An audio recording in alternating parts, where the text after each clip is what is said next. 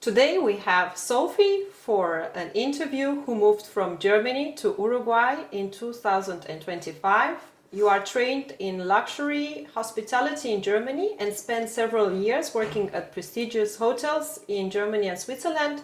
Today you bring your vision to life in Uruguay alongside with your parents at Isla De Las Rosas, a beachfront glamping and wellness retreat. Thank you for having us today. Thank you. Okay, then let's see how your experience so far in Uruguay it is, and what the audience can hear and take out of it. What was the first thing that surprised you when you arrived in Uruguay? How safe I felt, like in Germany, or I think in Europe in general. You always get this feeling presented that Latin America is very unsafe, like there are a lot of drug wars or anything. So at least that is what they taught us in school. So I was really surprised that I felt way safer here than I felt in Germany. That was the main thing surprising. Yes. When did you come first? The first time was in 2019. My mother worked here for 3 months for the embassy, and we visited her.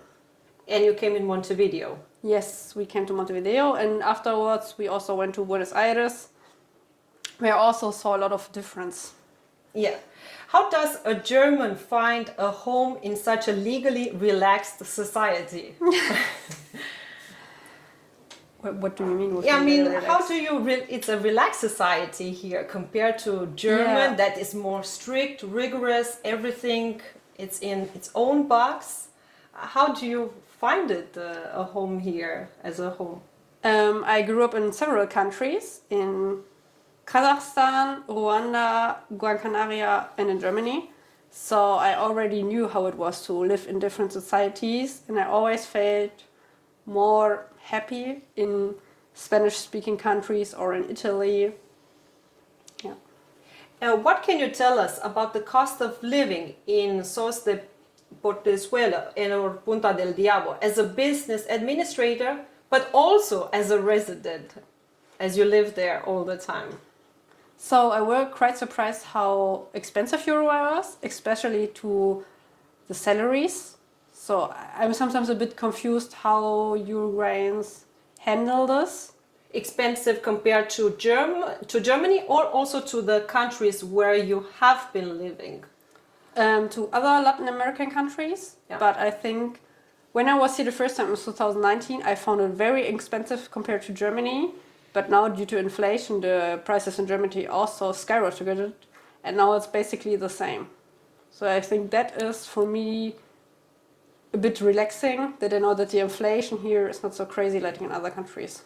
How would you describe then the difference between the German and Uruguayan culture? I think Uruguayans are way more relaxed. Yeah. So in Germany, when you get to know someone for the first time, or also when you talk with friends, a lot of the time they ask you, how's work going? That is the first question. And here it's todo tranqui, so is everything relaxed? And I think that really describes the difference between Germans and Uruguayans in general.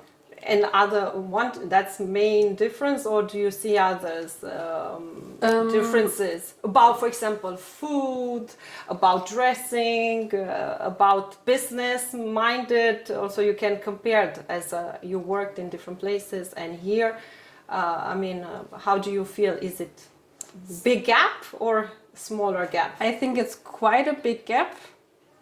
For example, Germany is like a very productive country or a productive society. So I was quite a bit shocked when I came here because sometimes they have like more people who are employed than it's necessary. Yeah, than it's necessary. And you saw probably in the start of your business when you worked. How were you received by Uruguayans? So until now I got very positive feedback. But when you came in 2025 and a little after, how do you, and of course until this moment, the process during this time? They are very welcoming and they always really appreciate it when you can even speak a little bit Spanish. So I think that is very nice. And they also are very proud of their countries and very welcoming to foreigners, which I find quite nice. And are just very open. Yeah. You mentioned these countries where you have been living before. What is the differences? Okay, now you mentioned from Germany to Uruguay, but for example, Kazakhstan, right? Yeah. And Rwanda. That could be interesting for the audience to hear. What's the difference between Rwanda or Kazakhstan and Uruguay? Please, I'm very curious. So I think Rwanda would be a quite big culture shock. So I think a big difference Why? is that, at least in Germany, I think also in Uruguay, I think a bit more about the future. So with their spending habits, how they live their everyday life. And in Rwanda, a lot of people think just about now. So if they get their salary, they spend everything and don't care if they don't have any money tomorrow. Okay, so it's So nothing that is- about tomorrow. They really live the moment. Yes. And that is very shocking for me, or was shocking for me. Do you feel like you have integrated already in the culture, or do you still feel like an outsider? As a foreigner, do you feel like that, or you feel like you integrated quite fast in the culture? So I think you will always have the feeling of being a foreigner, but my Spanish really improved, and I could speak Spanish before, but the Spanish in Spain is very different. So when I arrived here, You have been in Spain before? Yes, in Gran Canaria, I lived for 2 years. Yeah. So I could speak Spanish, and I arrived here, I didn't understand anything. You went to school in Gran Canaria, or you took classes a little before to have an idea? Special classes, or you went to the Spanish school to... When I lived there, I was in school, so from 2012 until 2014. So then it's of course quite easy to speak Spanish if you have to speak it every day. Yeah, also your colleagues and your Yeah. friends here there, and you got very fast integrated probably. And it Yes. helped you here in Uruguay. Yes, but as I said, it was very different Spanish, so you also still have to adapt a lot. To the dialect here. Yeah. Yeah, because it's a bit different. A bit different. What are the things that you miss from your home country? I don't know if you know DM. Okay. Yes. One. Which is I think just for the people that they don't know, just a small. it's like a drugstore, so you can like buy makeup, things, cleaning products, some food, and every foreigner or every German which moves to another country, they always say DM. I don't know why, but and also some. So that was the first one. The second Yes. one. I think, of course, family, friends. Family. You still have somebody left in Germany? Yes, my grandparents, my aunt. Yes, I know, of course, a lot of my friends. And your brother, right? Yes, but he will come to us in August. So Okay. I'm very excited. He will also join our project. Okay, so he will also join the project, the one that Isla De Las Rosas. Yes. That's interesting. So, and he's working there, or what is he? Is he in education, or he's still in at school, or he's working? What is he doing? He just finished his 3-year education. He's like a carpenter. He does luxury saunas. So carpenter is not the right description, but right now he works for like 2 months. Makes a little bit of money, then he will come to us. Okay, that would be Yes. interesting, his perspective as well. Yeah. Okay, so these and other things that you miss from your home country that you can't find it here, and you're still eager to. Not really. No. I miss the winter a bit. Winter, the Yes, snow. because I miss snow. Like here, the winter is just cold, but there is no winter culture. We have a lot of Christmas markets, which is nice, like the decoration. Yeah, that's Yeah. definitely one of the Germans' brands. Yes. I really love the Christmas time. Punta del Diablo and Sauce de Portezuelo are very small coastal towns. What can you tell us about how it feels there as a business owner and as a resident to live there? Regarding live there, I mean also about safety. How is it in these two small towns? So For the people that they have Yeah. never heard about this, and now it's their first time to look on their map, what can you tell us about the safety about these two places? So I feel very safe. Quite a few people told me that it's like unsafe in winter, but I lived there and nothing happens, to be honest.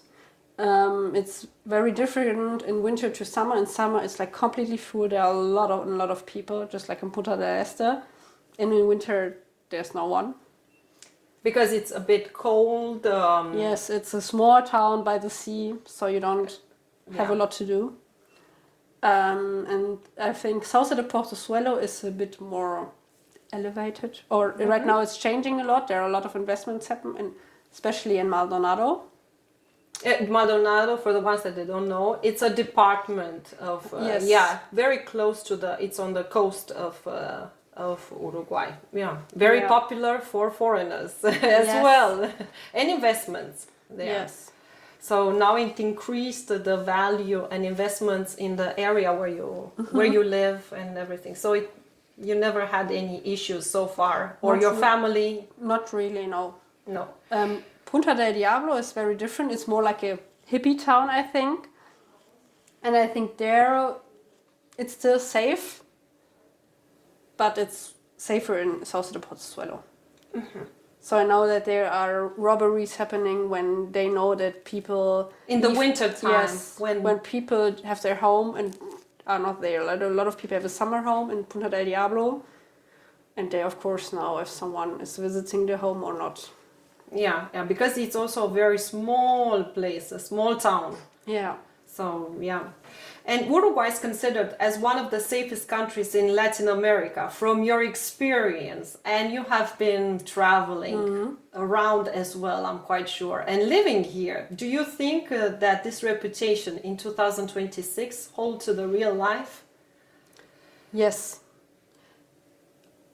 A few people say they have different experiences, but I felt very safe here walking home at night at like 12 or 1 a.m. And I can just walk. I didn't have to look behind me if someone is following me, which isn't the case in other big cities for me. Yeah. For people that they are escaping instability elsewhere, what does Uruguay offer them in 2026? I think it is politically stable. So if the left-wing party is in the government or if the right-wing party is in the government, there are differences, but it's not so extreme like in a lot of other countries, which I find really refreshing. Also to compare to your home country Or as to well? the US. Or to yes. US, yeah. Like here, the difference isn't so big. No, they can accept each other. Yes. And I think, Quite okay. yes, and also people can sit at one table and talk about politics, and it's still very respectful, and you can understand the other side. Tranquilo. And it doesn't have any oils or gold, which I find very relaxing. So it's not interesting for the US, Russia, or other countries. Yeah, yeah. What can you tell us about building a social circle in a small coastal town as a newcomer, as a foreigner, and as a young woman? How is it? Difficult, to be honest. I joined a dance group in Punta del Este, so there I met a lot of women in my age, but it's not so easy. But also if you have your own business, then it's not so easy to have a lot of social life. Regarding exactly these social activities, how can you compare to Germany or the other places where you have lived? How big is the difference? It matters that because they are small cities. You can compare this. You come also often to Montevideo, I'm quite sure. How is it also Montevideo compared to Germany or places where you have lived in Germany, Switzerland, or Rwanda, or the other places, or Canary Islands? How do you feel like the social activities here are in general in Uruguay and in your places where you live? So I think a lot of people are more open to meeting new people. So I think sometimes in Nordic countries, not just Germany, you know your friends since school, so it's very difficult to get into a circle if you're a bit older, and especially if you're a foreigner. I think here that's a bit easier. And there are also a lot of groups where you can meet foreigners if you don't speak a lot of Spanish at the beginning. Yeah. What's the one thing about Uruguay that nobody warned you before you arrived? If you have. If not? I think maybe not Uruguay, but to move to the other side of the world is how much you change. The perspective and lifestyle. The perspective and yourself. I think I really improved and got more relaxed and really changed since I moved. It improved because the society helped you, or Yes, if people are more open and especially more helpful, I think it also always changes you. Also because even though you are aware here that you do mistakes, nobody's going to give you a fine. You can talk about more relaxed or apologize probably, and you can fix the things probably compared to Germany, right? Yes, in Germany always people ask you, why have you such a big car? Why do you want to have your own business? And are very critical in the beginning. And here they are always really empowering, let's say. If you have to make the decision over, knowing everything you know now, would you still move to Uruguay in 2026? Always. Immediately. It was the best decision I ever made in my life. Okay. What advice would you give to someone who is considering Uruguay as a possible new place to live? I would first put aside a bit of money because it's quite an expensive country, and I would also have like a backup. And I would also already start learning Spanish because there are a few people who speak English, but it makes your life a lot easier if you can at least have basic Spanish skills. Both as a resident, but also in your case as a business owner. Yes, If you want to have a business, you need to communicate with the locals and instruct or solve problems. So I guess it helped you a little knowing Spanish. Yeah, and especially at immigration, there are very few people who speak English. Okay, so when you had your process or what? Yes. Yeah. Yeah, so I was very happy that I could speak Spanish because there was only one person who spoke English. Of course, then it's easier if you took care of your immigration process, or you had somebody who helped you in the process? I had a friend, but not like an immigration person. Yeah, not an advisor or anything. Not an advisor. And I also have to say, if you can, don't do it with these advisors because they are very expensive and you still have to get all your documents yourself. They don't help that with you. They just go with you to immigration. So you can save that cost. So actually, if you go back in time, was a good choice that you did your paperwork yourself? Yes. Okay, Yes. That's interesting because some they are considering this as hiring someone to help them because they think, oh, I don't speak Spanish, or oh, I'm going to be lost. But yeah, you could make it. Yes, you have still to take care of all of your documents, so they don't really help you. Yeah. Now we have the last round of lightning round. So then, can you tell me 3 words to describe Uruguay? Tranquilo. Yeah, 1. Chaos. A lot of chaos. And also, I think the rambla.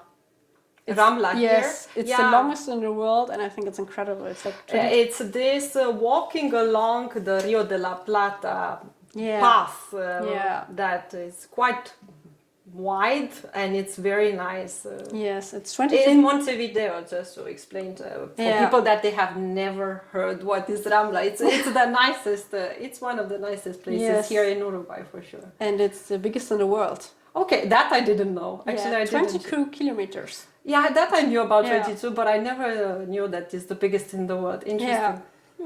Yeah. You know more than me. Best local food that you have discovered? I think chipas. Chipas? Yes. Oh, they're nice. Yes. With cheese inside, pieces of... Okay, yeah. You haven't tried before? No. Yeah, that's interesting. What are the 3 things you enjoy most about living in Uruguay? 3 things. How peaceful it is, or peaceful and safe. How nice and open the people are, and how clean everything is. That also surprised me. Like even on the highway, everything is so clean. You wouldn't think you are in South America, right? I don't know, but sometimes it's even cleaner than in Germany. Ah, that's Like interesting. Yeah. Okay. Yeah. What are the 3 things that frustrate you, or you would like to see them changed here in Uruguay?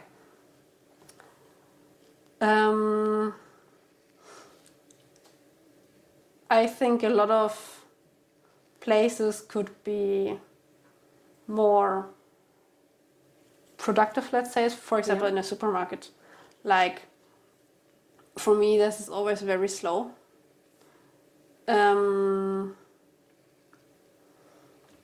Second? Then I think they have a lot of import taxes. Yeah. It's like 60%, I think, which makes it so hard to get things from other countries. Yeah, for goods, normal goods and Yes. premium as well. Yes. Yeah. So a lot of things here are very expensive. And I think